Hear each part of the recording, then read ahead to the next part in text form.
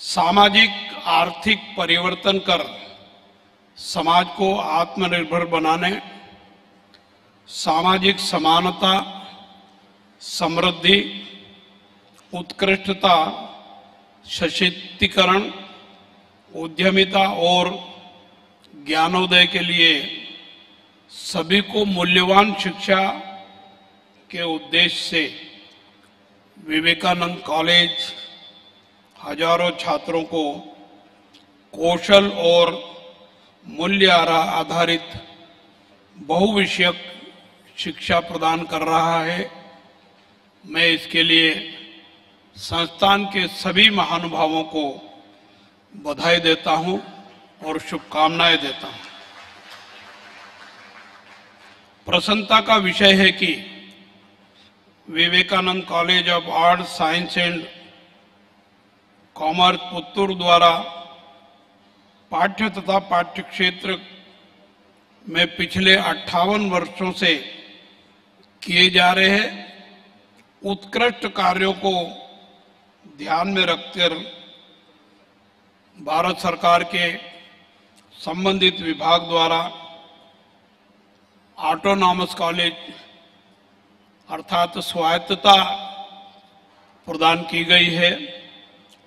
किसी भी संस्था के लिए ऑटोनॉमस स्टेटस मिलना ये उस संस्था के प्रगति का शुभ चिंतक है। मैं इसके लिए आप सबको हार्दिक बधाई और शुभकामनाएं देता हूं और विश्वास करता हूं कि ये संस्थान पहले की तुलना में और ज्यादा तेज गति से अपने उद्देश्यों को पूरा करने की दिशा में अग्रसर होगी। मुझे विश्वास है कि यह संस्थान चैरिटेबल स्वयंसेवी संस्थान के समान ही गुणवत्ता युक्त, समावेशी और मानवीय शिक्षा प्रदान करने का कार्य करती रहेगी। आज सारे विश्व में लोग विश्व शांति और विश्व कल्याण की कल्पना करते हैं, परंतु ये काम अगर कोई कर सकता है तो भारतवासी और इस प्रकार की संस्थाएं ही करने में सफल हो सकती है। भारत की शैक्षिक एवं सांस्कृतिक परंपरा अति प्राचीन है और प्राचीन काल से ही वसुधैव कुटुंबकम के दर्शन और ध्यान पर केंद्रित होकर सर्वे भवन्तु सुखिना सर्वे सन्तु निरामया अर्थात सब सुखी हो और सब निरोगी हो, किसी प्रकार की कोई बीमारी नहीं हो, इस प्रकार की भावना के साथ ये संस्था निरंतर काम कर रहा है। निश्चित रूप से ये प्रशंसनीय है। आज से लगभग 2700 वर्ष पूर्व तक्षशिला विश्वविद्यालय और 2300 वर्ष पूर्व नालंदा विश्वविद्यालय की स्थापना की गई थी। ये दोनों विश्वविद्यालय वेद वेदांग के अतिरिक्त ज्ञान विज्ञान, तकनीकी, गणित, खगोल शास्त्र, राजनीति शास्त्र, नीति शास्त्र, अर्थशास्त्र, व्याकरण आदि के अनेक विषयों के लिए प्रसिद्ध हुए हैं। आज भी इन संस्थाओं की प्रसिद्धि दुनिया में जानी जाती है। इन्हीं विश्वविद्यालयों में प्रसिद्ध भारतीय विद्वान चरक, सुश्रुत, आर्यभट्ट, चाणक्य आदि ने ज्ञान प्राप्त किया और ज्ञान की अभिवृद्धि सारी दुनिया में प्रचारित करने का काम किया। विभिन्न क्षेत्रों में महत्वपूर्ण योगदान के कारण हमें विश्व गुरु माना गया है। आज भी भारतीय संस्कृति में विश्व गुरु के सर्वांगीण गुण संपन्न है, विद्यमान है। आज भी लोग हमको उसी दृष्टिकोण से दुनिया के लोग देखते हैं। आधुनिक ज्ञान को मूल्यों के साथ जोड़कर एक ऐसी शिक्षा प्रणाली विकसित करने की महती आवश्यकता आज भी है जो धर्म संस्कृति के संरक्षण, राष्ट्र की एकता, अखंडता को बनाए रखने तथा समाज में समता और समृद्धता को बनाए रखने के लिए और दुनिया को एक नई दिशा देने में सहायक होने के साथ साथ पूरी मानवता का भला करने वाली शिक्षा की महती आवश्यकता है। और यह संस्था इसी उद्देश्य को लेकर के निरंतर प्रयासरत है। मेरा मानना है, वैसे मुकुंद जी ने बताया राष्ट्रीय शिक्षा नीति के बारे में, फिर भी मैं ये कहना चाहता हूँ कि नई राष्ट्रीय शिक्षा नीति हमारी वर्तमान और आने वाली पीढ़ियों के भविष्य को उज्जवल और सुरक्षित बनाने वाली है। नए भारत के निर्माण में इसकी भूमिका निर्णायक होगी। इस शिक्षा नीति के क्रियान्वयन की जिम्मेदारी हम सब पर है और ये नई शिक्षा नीति इस बात का संदेश भी देती है कि हर प्रकार के विकास कार्य अपनी मातृभाषा में भी संभव है। दुनिया के जो 6-7 प्रमुख विकसित राष्ट्र हैं, उन्होंने जो विकास किया है वो उनकी मातृभाषा के आधार पर किया है। चीन में चाइनीज भाषा है, फ्रांस में फ्रांस की भाषा अलग है, जर्मन में जर्मनी भाषा है, जापान में जापान की भाषा है। ऐसे जो विकसित राष्ट्र हैं दुनिया में, अपनी भाषा के माध्यम से ही हर क्षेत्र में सर्वांगीण विकास करने का काम किया है। और भारत सरकार ने ये नई शिक्षा नीति इसी उद्देश्य से बनाया हो और क्षेत्रीय भाषाओं को महत्व देने का काम किया है। निश्चित रूप से मातृभाषा में पढ़ाई के साथ साथ पसंदीदा विषय चुनने की आजादी देने वाली इस शिक्षा नीति का लक्ष्य सभी को उच्च शिक्षा प्रदान करने का है। भारत के सांस्कृतिक वैभव को पुनः स्थापित करने और भारत को वैश्विक ज्ञान शक्ति बनाने वाली इस शिक्षा नीति को सफल बनाने में आपका और हमारा सबका योगदान जरूरी है। और मैं उम्मीद करता हूं कि हम इस प्रकार के कामों को करने में सहभागिता निभाएंगे। इस नई शिक्षा नीति में खेल कूद को भी प्रोत्साहन देने की बात कही गई है, उसका भी उल्लेख किया गया है। और मुझे ये कहते हुए खुशी है कि इस नई शिक्षा नीति को सबसे पहले कर्नाटक राज्य ने अपने राज्य में लागू किया है और उसकी पढ़ाई करने का काम प्रारंभ किया।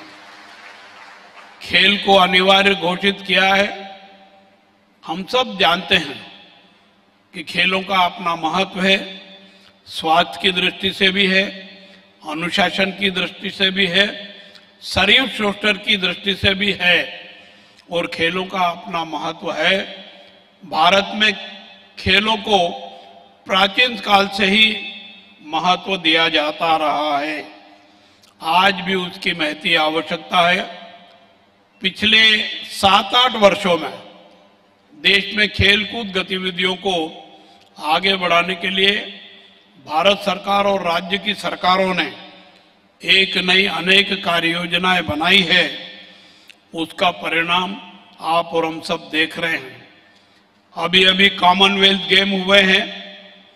भारत के खिलाड़ियों ने उत्साहजनक उत्कृष्ट प्रदर्शन करके भारत को गौरवान्वित किया है। इसके पहले पैरालंपिक गेम्स में भी देश के दिव्यांग खिलाड़ियों ने देश का नाम गौरवान्वित किया है और इसमें कर्नाटक के दोनों प्रतियोगिताओं में खिलाड़ियों ने भाग लिया और उन खिलाड़ियों ने कर्नाटक का नाम भी गौरवान्वित किया है।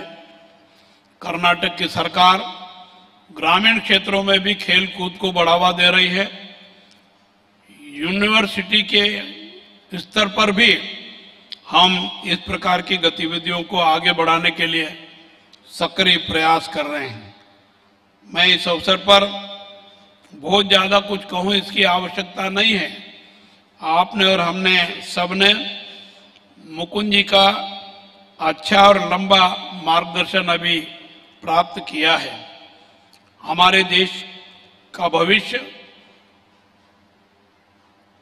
युवाओं के हाथ में है और हमेशा से रहा है। हम सब जानते हैं कि हमारा देश युवाओं का देश है और युवा अगर संकल्प ले ले तो देश का भला कर सकता है, देश का उद्धार कर सकता है।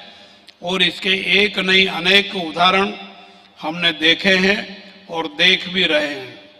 एक महत्वपूर्ण बात यह है कि हम युवाओं को कुशल बनाकर ही वोकल फॉर लोकल की शिक्षा में दिशा में आगे बढ़ा सकते हैं। Make in India, digital India, startup और stand up venture capital fund आदि योजनाओं का लाभ लेकर हम भारत को श्रेष्ठ भारत बना सकते हैं। नव भारत और आत्मनिर्भर भारत और नव कर्नाटक बना सकते हैं। मैं विश्वास करता हूं कि आप और हम सब इस दिशा में प्रयास करेंगे। भारत अपनी आजादी के 75 वर्ष पूरे कर रहा है और हम सब इस अद्भुत और ऐतिहासिक पल के साक्षी बन रहे हैं।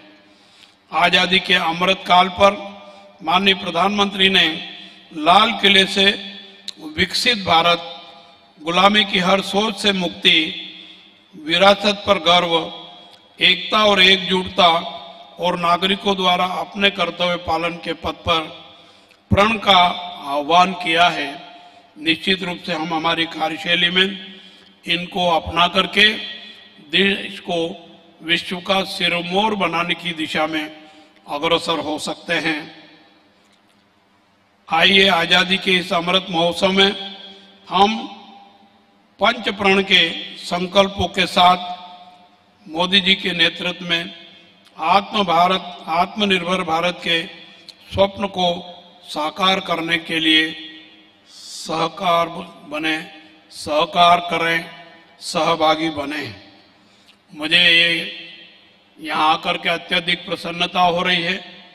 मुझे विवेकानंद जी का वो परिदृश्य भी दिखाई दे रहा है कि उन्होंने बहुत कम उम्र में विश्व धर्म सम्मेलन में जाकर के विश्व की उस परिषद में, उस बैठक में भारतीय संस्कृति, भारतीय अध्यात्म, भारतीय धर्म और मानवीय गुणों से ओतप्रोत भाषण देकर के दुनिया को प्रभावित किया था।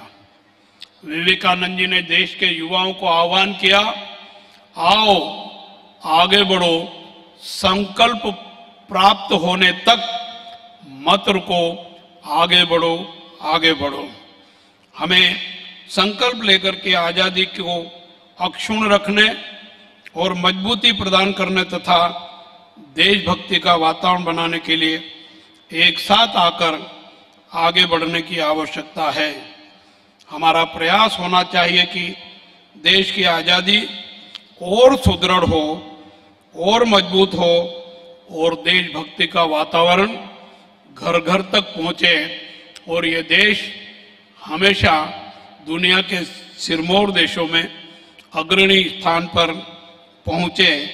मैं आशा और विश्वास करता हूं अगर इस प्रकार की संस्थाएं देश भर में काम करने लगेगी तो वो सपना साकार होगा, विश्व कल्याण भी होगा और विश्व शांति भी स्थापित होने की दिशा में हम सफलता प्राप्त करेंगे। आज के इस अवसर पर मैं फिर से आप सबको बधाई देता हूं, शुभकामनाएं देता हूं और ये विश्वास दिलाता हूं कि आप इस संस्था के हित में मुझसे अगर कोई अपेक्षा करेंगे तो मुझे लिखित में सूचना देंगे। मैं राज्य सरकार से या केंद्र सरकार से जो भी करार से मैं सफलता प्राप्त कर पाऊंगा ऐसी कोशिश करूंगा। धन्यवाद। जय हिंद, जय भारत।